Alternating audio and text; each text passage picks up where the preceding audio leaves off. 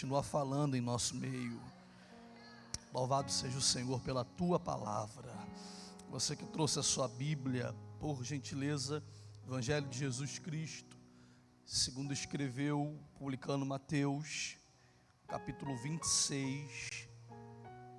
Evangelho de Jesus Cristo, segundo escreveu, publicando Mateus, capítulo 26, a partir do versículo 36.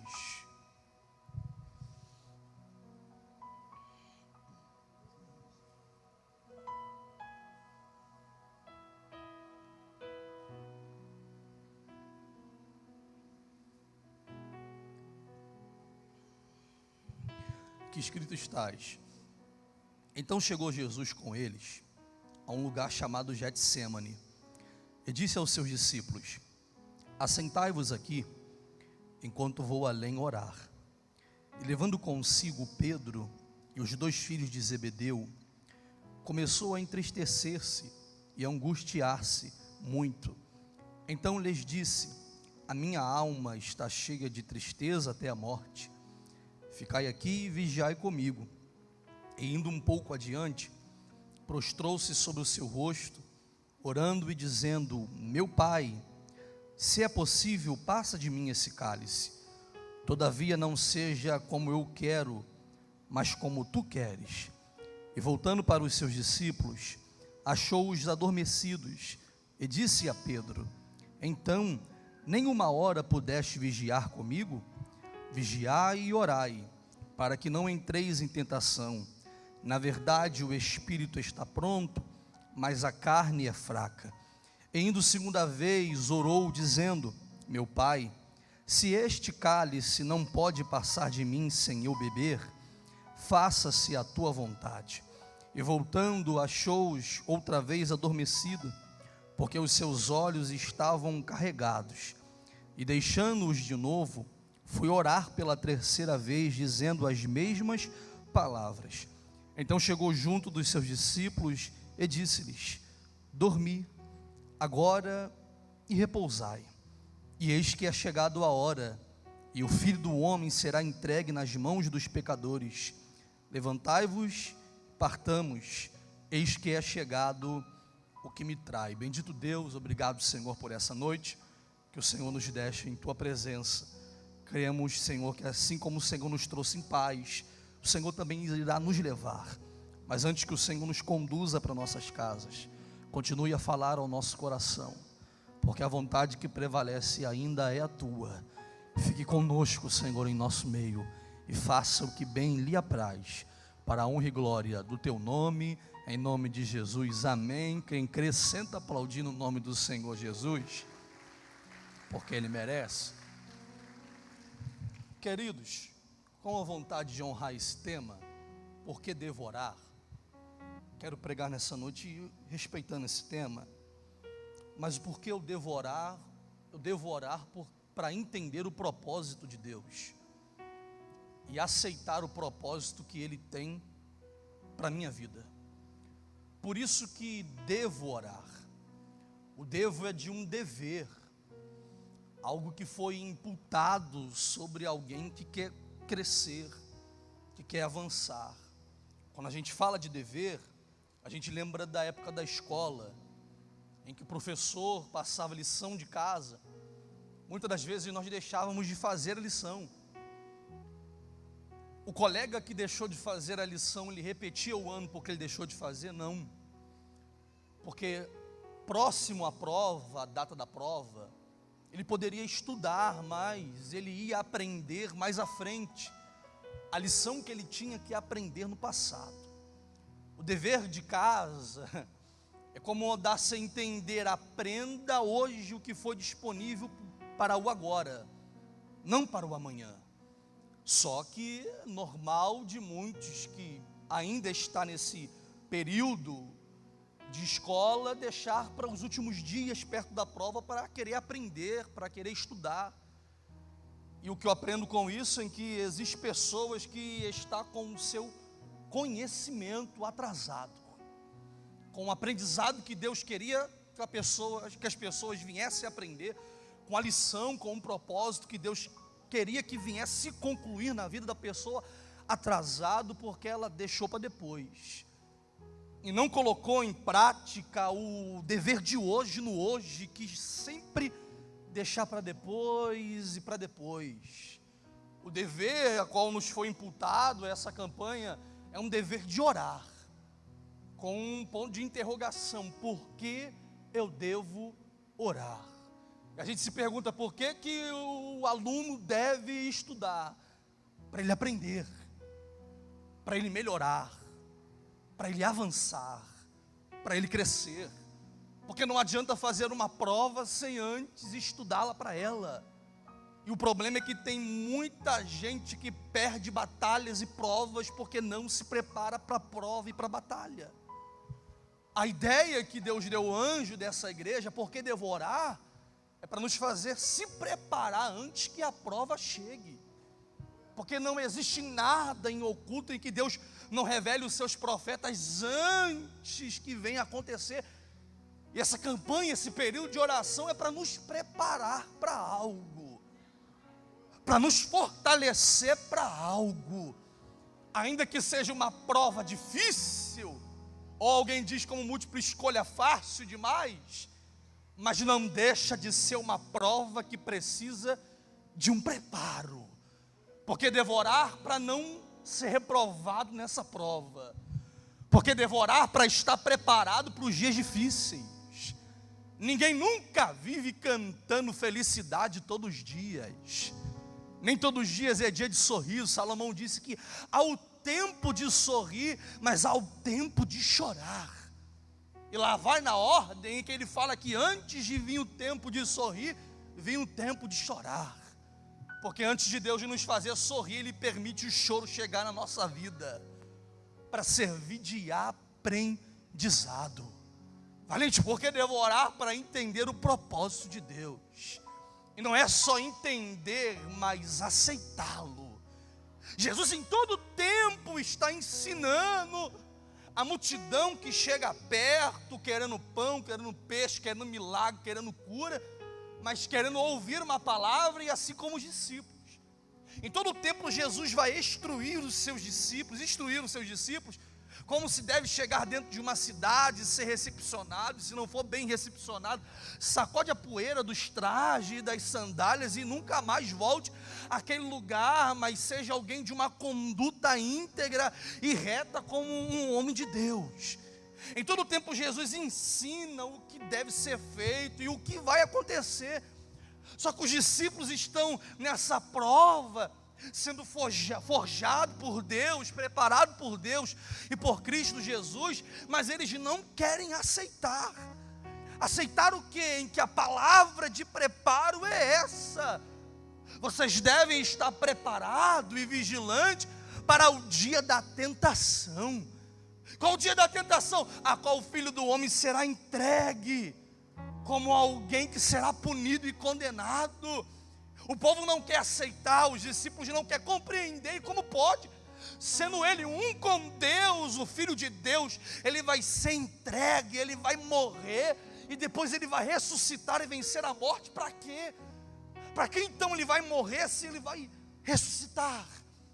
Os discípulos não estão conseguindo entender. Que prova é essa? Uma prova que é semelhante a um resgate, em que teve que pagar a prova com a vida para resgatar a população do salário dos seus pecados, que é a morte. Eles não querem aceitar o destino final dessa prova, a qual é aceitar que Jesus veio, ele vai morrer, vai ressuscitar, mas vai deixar o seu Espírito Consolador conosco, porque ele vai preparar morada para nós. Mas para isso ele tem que morrer, para que o preço do resgate venha a ser pago e nós venhamos ser livres. Jesus vai dizer para os discípulos: é chegado a hora, e a hora se aproxima, em que o Filho do Homem será entregue. Aí Pedro vai dizer: Senhor, eu não vou deixar com que o mal venha acontecer para contigo. Se eles se levantarem contra ti, eu não irei te negar, eu irei te defender. Aí Jesus vai virar para Pedro e dizer: Pedro, tu não sabe, é que o diabo rogou, pediu, desejou se andar contigo, te peneirar como um trigo na peneira, mas eu roguei ao Pai que tenha misericórdia de ti, Pedro. Por quê, pregador? Porque Jesus acabou de liberar uma palavra, e a palavra de Jesus para o discípulo é essa: quando eu enviei a voz, faltou sandália no pé? Não, Senhor. Faltou o alforje? Não. Faltou a veste? Não. Aí Jesus vai dizer: vende o alforje, vende as vestes e trazei aqui espada. Aí o discípulo vai dizer: tem duas espadas. Jesus vai dizer: basta, eis que é chegado a hora. Pedro vai dizer: mas eu estarei contigo. Aí Jesus vai liberar outra palavra: ah é, Pedro? Antes que o galo venha cantar, 3 vezes tu irá me negar. Pedro está dizendo: eu estou contigo num momento de felicidade, mas num momento de tristeza eu irei te acompanhar.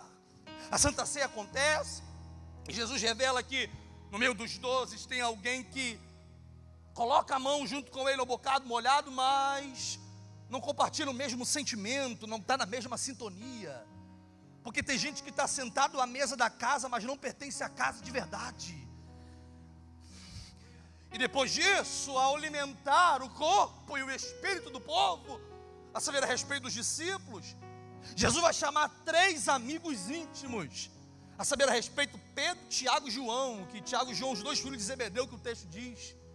E Jesus está indo para um lugar de oração, e eu gosto da visão de João, porque João no capítulo 18 vai dizer: Jesus indo a um lugar chamado horto, um lugar que se planta, um lugar que se colhe, um lugar de costume e oração. E no Jesus, Pedro e os 2 filhos de Zebedeu se apresentou Judas Iscariote, porque esse Judas conhecia o lugar de oração. Você entendeu que tem gente que conhece o lugar de oração, mas não pratica a ideia do lugar? Porque Judas está indo para um lugar de oração para trair aquele a qual esse que está sendo traído ama quem está lhe traindo. Tem muita gente que está no lugar de oração, mas não faz o que deve ser feito no lugar que se ora. E isso que é o problema e a preocupação é que bate em quem ora de verdade, porque existem milhares, muitos dentro de um lugar de oração, mas poucos estão ali de verdade em espírito.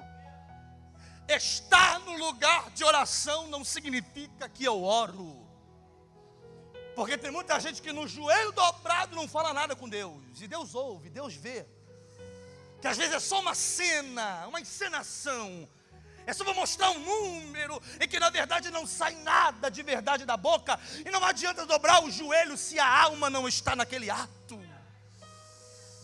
Pregador, que palavra é essa? É espada nessa noite, porque o lugar de oração é algo sério, e tem gente que leva o local de oração na brincadeira, tem gente que leva o local de oração de qualquer forma, tem gente que leva o local de oração como uma praça de alimentação, como um parque de diversão. Não é brincadeira. Deus me trouxe aqui com uma palavra para liberar para a vida de alguém.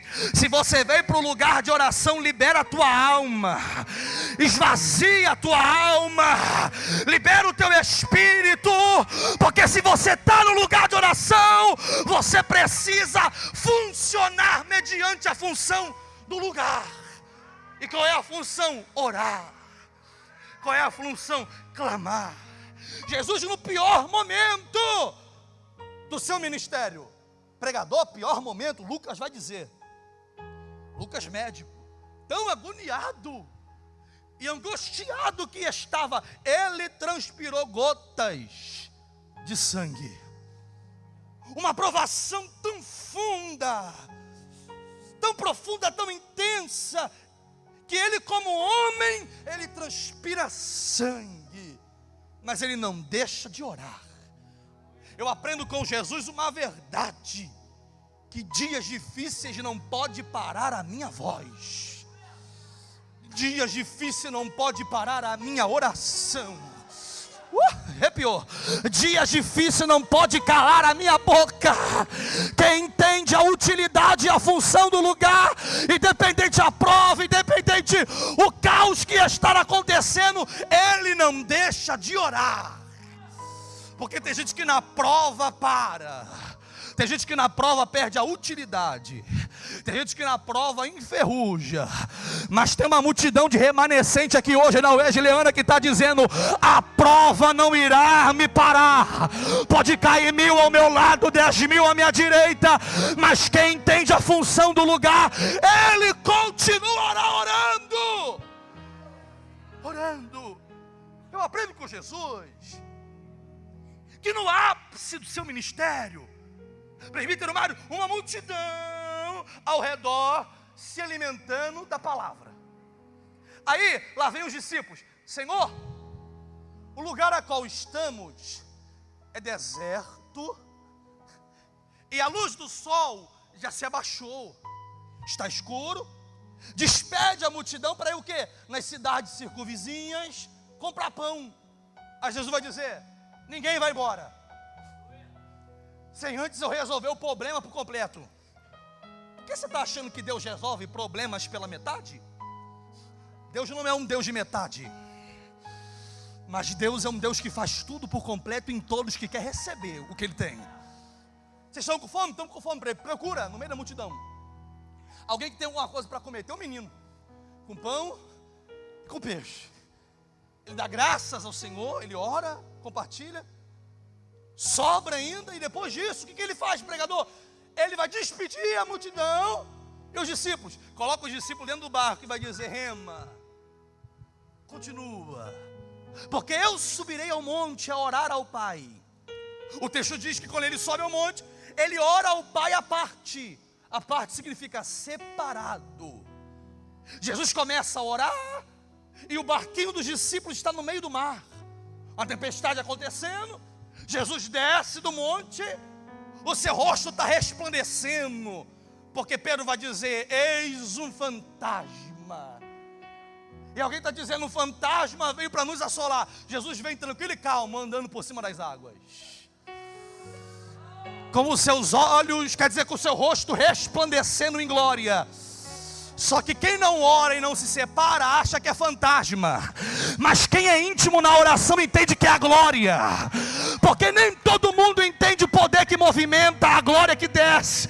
Tem gente que não ora e diz: é fantasma, é emocionalismo, é carnal, mas quem ora entende, é a glória de Deus, porque quem ora se relaciona com ela. Jesus vem, faz Pedro andar por cima das águas, porque ele está cheio da glória. Jesus, no melhor momento em que ele prega, que ele multiplica, o que ele vai fazer depois? Ele vai orar. No auge, ele ora, mas na decepção, ele não deixa de orar. Lá vai uma palavra. No auge, no dia bom, Jesus subiu um monte. No dia mau, ele desceu ao vale. Eu vou repetir. No auge, ele subiu ao monte. No dia mau, ele desceu ao vale. Ele foi até o horto. Ele foi ao lugar de oração. O que eu aprendo com isso, pregador? Independente do que aconteça, ou o que deixou de acontecer, eu não posso mudar quem eu sou por aquilo que está acontecendo ao redor de mim. Em dias bons eu subo, em dias mais também, mas o que eu não posso é deixar de orar. Deixar, se pegou a expressão, um horto, um lugar que se planta, mas o que Jesus está plantando, presbítero Mário, não é carnal, não é semente da terra, não é semente de girassol, não é semente de trigo. O que Jesus está plantando? Lágrimas. O que Jesus está plantando? Oração. Pois a Bíblia diz que quando nós não sabemos orar, o Espírito Santo de Deus intercede por nós como gemidos inexprimíveis. E Ele reconhece as nossas lágrimas como oração. Você entendeu que Jesus, na angústia da sua alma, Ele entra no horto, Ele diz: eu não vou vir com semente da terra, mas eu vou lançar uma semente da minha alma. As minhas lágrimas servirão. Ai, entrou. Aí Davi vai cantar, e os filhos de Corá também vai cantar, Salmo 42, porque está batida a minha alma, e porque se perturba dentro de mim. Espera em Deus, pois ainda eu louvarei. As minhas lágrimas têm me servido de alimento, de dia e de noite. Jesus, na sua angústia, Ele entrou, Ele rogou ao Pai, Ele intercedeu ao Pai, mas Ele não deixou de orar. Pregador, não me entendi. Simplifica: as tuas lágrimas estão sendo contadas por Deus. Pode chorar, pode gritar. Existe alguém que te conhece por dentro e por fora. Oh, glórias a Deus, por cima e por baixo, frente e do lado avesso. Deus te conhece e Ele entende as suas lágrimas. Jesus não deixa de orar. Vai para o monte orar, e Ele vai convidar os amigos íntimos a entrar no mesmo propósito. Só que eu preciso repetir, em que estar no lugar de oração não significa que eu estou orando. Pedro, Tiago e João está com Jesus. Jesus diz para ele: assentai-vos aqui e vigiai, porque eu vou além orar. Quando Jesus entra no lugar de oração, com a sua alma angustiada, pregador angustiada, Lucas diz, com uma angústia tão terrível, perto da morte, a alma cheia de tristeza, até a morte. Jesus está angustiado, mesmo sendo Deus, mas tendo a sua natureza humana. Ele vai orar no meio da sua angústia, porque Jesus entende que mesmo eu estando angustiado, eu não posso de estar em um lugar de oração. Jesus vai orar, e quando ele ora a palavra para Deus, Marcos diz que ele vai dizer: Abba, Pai, se possível, aparta de mim esse cálice. Quando Jesus volta, porque ele se separa dos discípulos, quando Jesus volta para falar com os discípulos, ele encontra os discípulos dormindo. Ele vai cutucar Pedro, ele vai dizer: nossa, Pedro, nem uma hora somente pudeste orar e vigiar comigo? Jesus vai liberar uma palavra, ele vai dizer: olha, vigiai e orai, porque o espírito está pronto, mas a vossa carne, ela é fraca.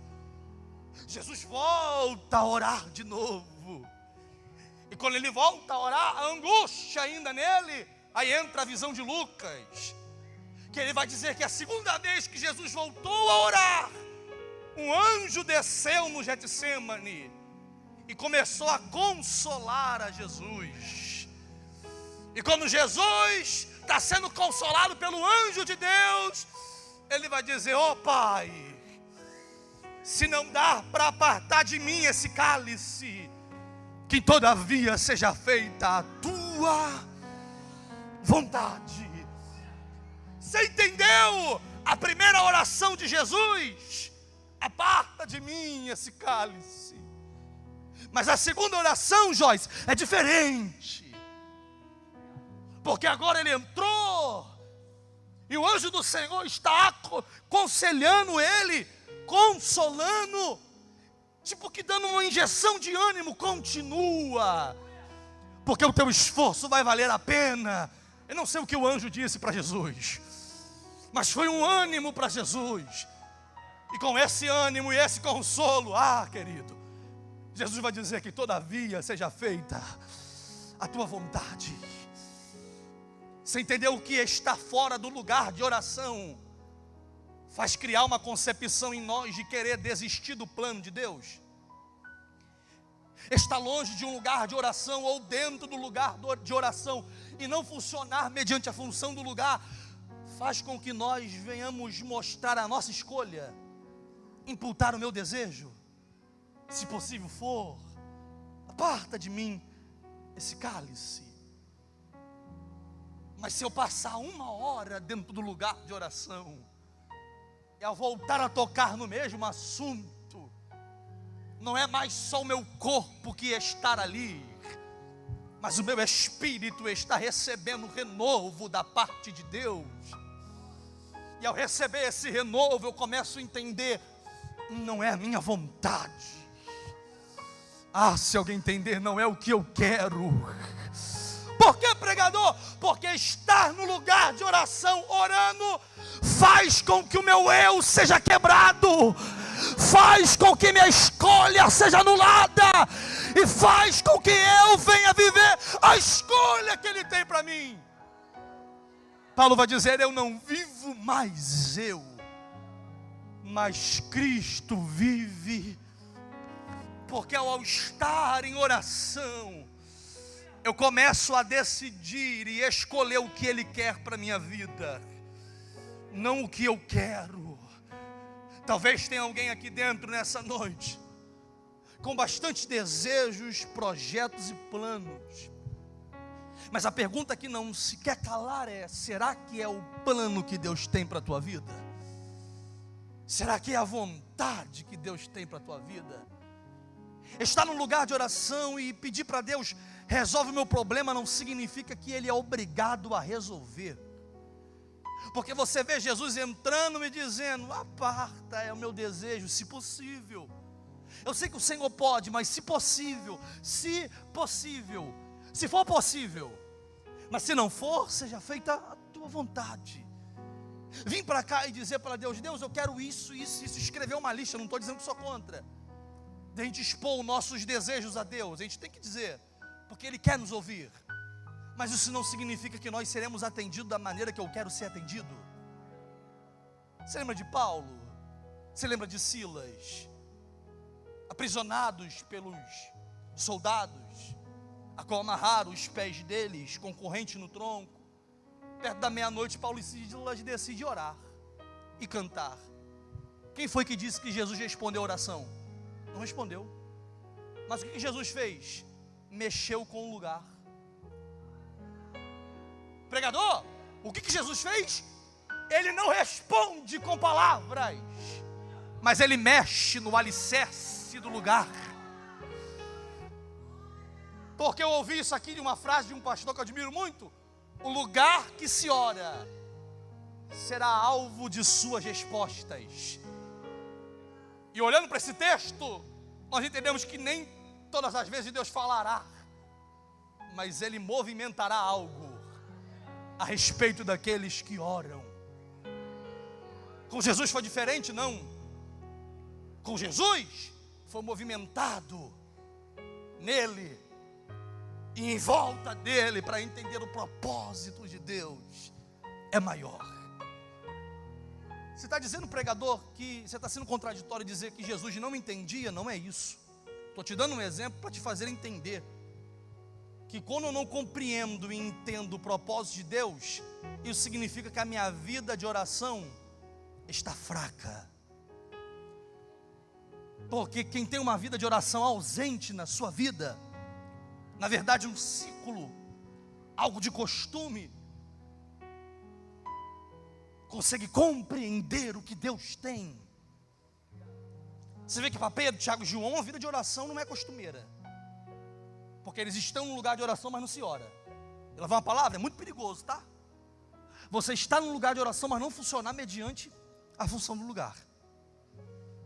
É muito perigoso isso daqui se tornar uma rotina. Eu preciso dizer, é muito perigoso se tornar uma rotina, terça, quinta e domingo. Rotina, algo de costume. Porque quando entra na rotina, a gente faz de qualquer jeito. Quando entra na rotina, alguém entra para o culto, não presta atenção, não ouve, não deixa entrar, virou rotina. Essa é a rotina de muita gente que diz, parece que não aconteceu nada no culto. Parece que o pregador foi frio demais. E o louvor não alcançou o coração como uma flecha. O problema é a semente? Não! O problema é o terreno. Porque a parábola do semeador diz que ele veio a caminho, lançando semente no território de espinho, de pedras. Todos os territórios recebeu a semente, mas só um fez a semente crescer. Porque o problema não é a semente que é lançada. O problema é o coração das pessoas que às vezes tem espinho e não deixa a semente germinar. Então é perigoso quando eu estou num lugar de oração, mas com meu coração cheio de espinhos. E eu não entendo a função do lugar. Por isso que reclamo. Por isso que vou contra. Por isso que não aceito. Porque na verdade eu estou aqui com o corpo, mas a minha alma está lá fora em outras coisas. Eu estou aqui com o tronco para baixo, mas a minha cabeça pensando em outras coisas. Jesus acorda os discípulos por 3 vezes. Jesus entendeu, não tem como forçar alguém a orar aquele que não quer orar. O pastor liberou uma campanha de oração e ora quem quer. Independente se você não puder vir nas orações de segunda, mas você precisa orar na tua casa. Deus vê que às vezes a gente não consegue chegar aqui, mas Ele vê o coração. Será que você está orando? Será que você está na mesma ligação? Porque o segredo não é todo mundo estar aqui dentro, mas é todo mundo estar unido. Qual é o segredo de Atos 2? Por mais que todos estão 10 dias de espera, mas todos estão unidos, unanimemente o mesmo propósito: orar e aguardar com que o Espírito desça. Pergunta que não se cala de novo é: o que eu estou fazendo no lugar de oração? Jesus acorda o discípulo e vai dizer: já que vocês não querem orar, porque o problema não é do influenciador, o problema está nos influenciados que não quer ser influenciado pelo testemunho de quem está influenciando. Opa! Então o problema não está em quem está liberando, o problema está em quem não está recebendo. Porque liberado do altar toda terça, quarta pela manhã, quinta e domingo é liberado. O problema é quem está ouvindo, se está recebendo, que está sendo liberado. Gostei, Jesus, obrigado. Jesus vai incomodar eles e ele não quer orar. Então Jesus deixa. Porque ele está dando um bom exemplo, mas eles não querem seguir esse exemplo de oração. Porque o que Mateus diz? As suas vistas estavam pesadas. Porque quem está no lugar de oração não funcionando mediante a função do local, sente o peso da batalha do lugar.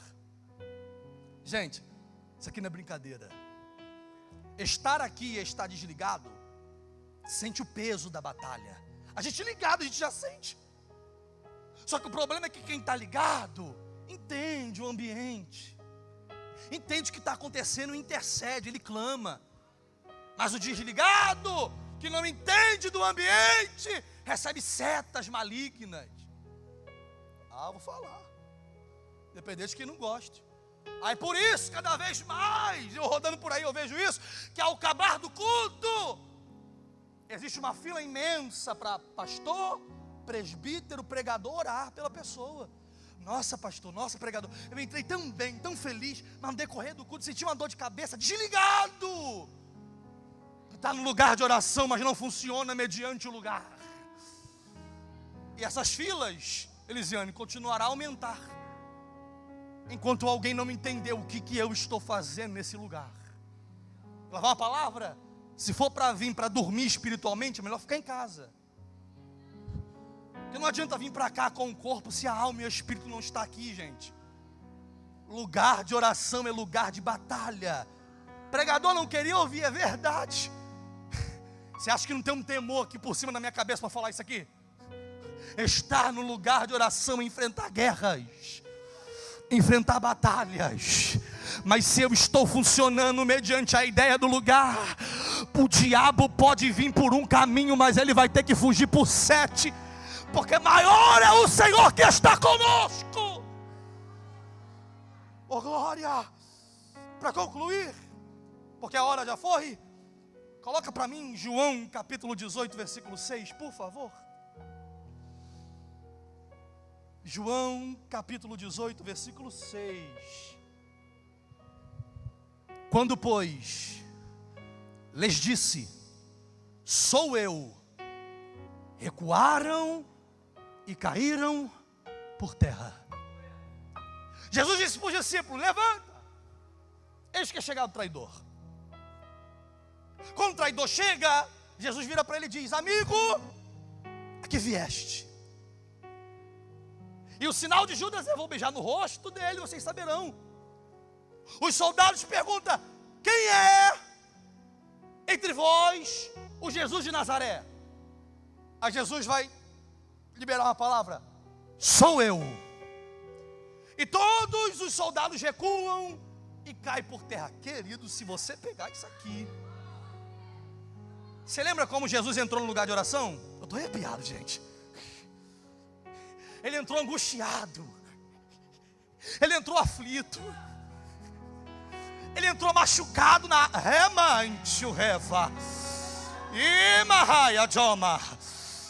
ele entrou com a alma aflita. Mas quando ele se levanta da oração, os soldados chegam e diz, quem é o Jesus de Nazaré? E ele vai dizer, sou eu. E quando ele diz, sou eu, os soldados recuam e caem por terra. Eu não quero saber como você entrou aqui.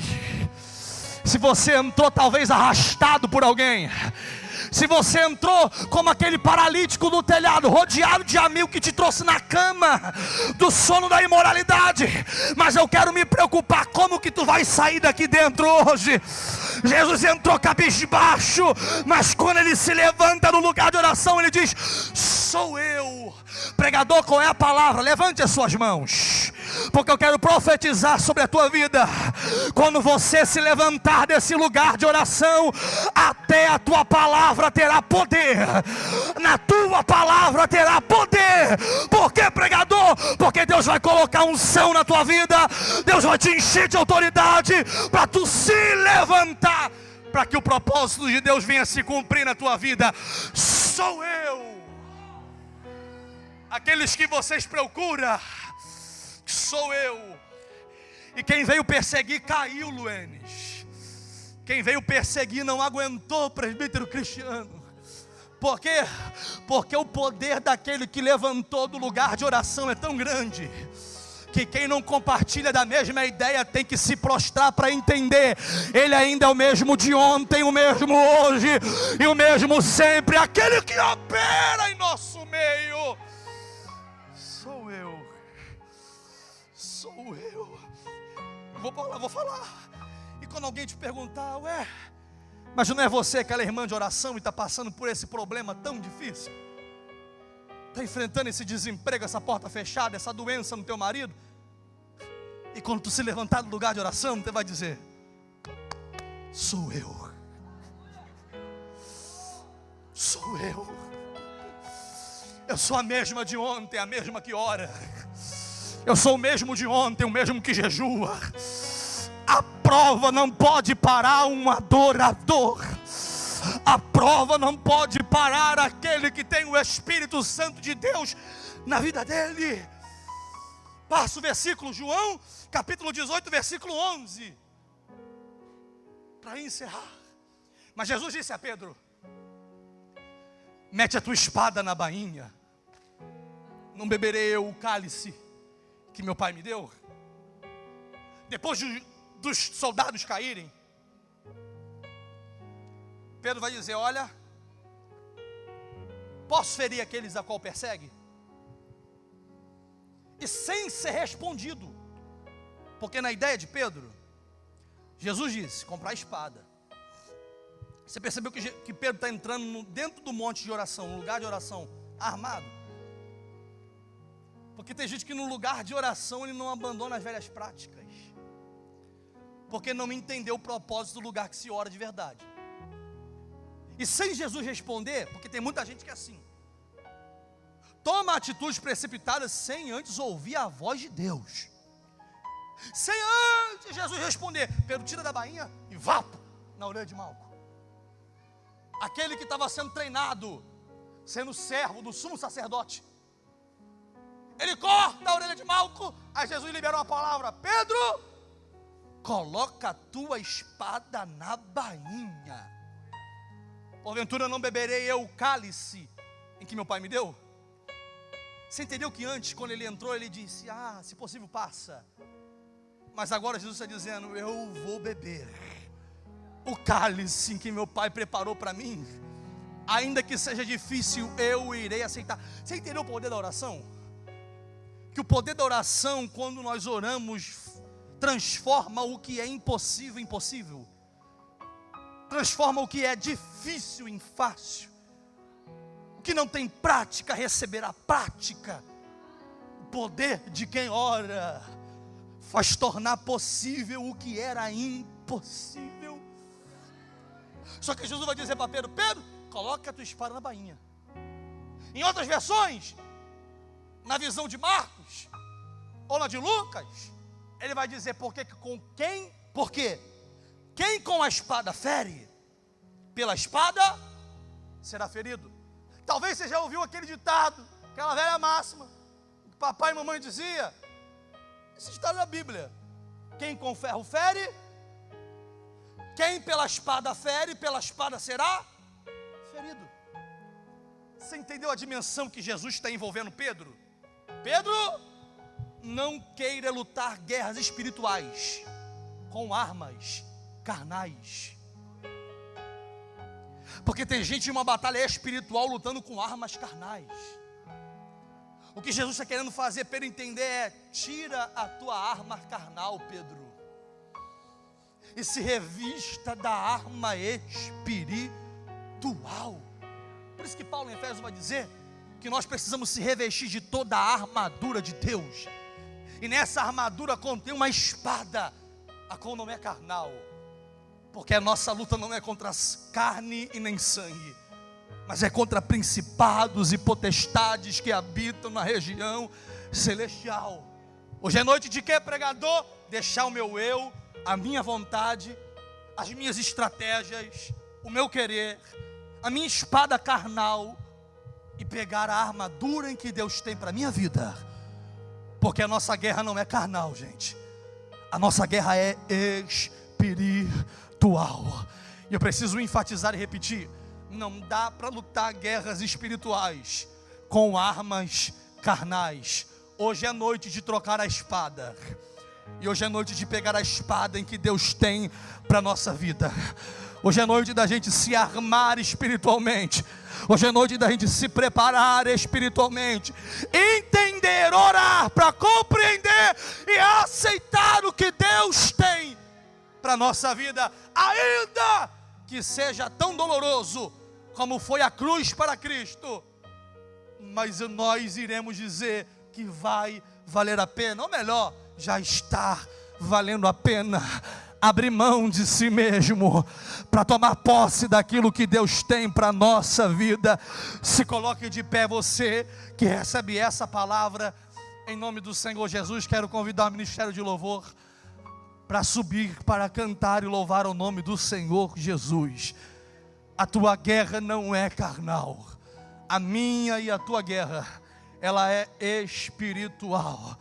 Pregador, repito, porque devemos orar para entender o propósito de Deus e aceitar o que Ele tem para mim e para a tua vida. Quantos estão dispostos a aceitar o que Deus tem para a tua vida nessa noite? Levante as suas mãos e dê pelo menos 10 segundos de glória a Deus. Porque ainda que na prova, ainda que na luta, Ele cuida de você. Ele guarda a tua entrada, Ele guarda a tua saída, Ele é a tua sombra, Ele era a tua proteção. É Ele que te guarda. O guarda de Israel não dorme, não tosqueneja, os pés dele não vacilam. Ele te protege de dia, Ele te protege de noite. Então se arme aqui nessa noite, se reveste aqui nessa noite do poder e da armadura de Deus, para que você possa cumprir o que Ele tem para a tua vida, com a mão no seu coração.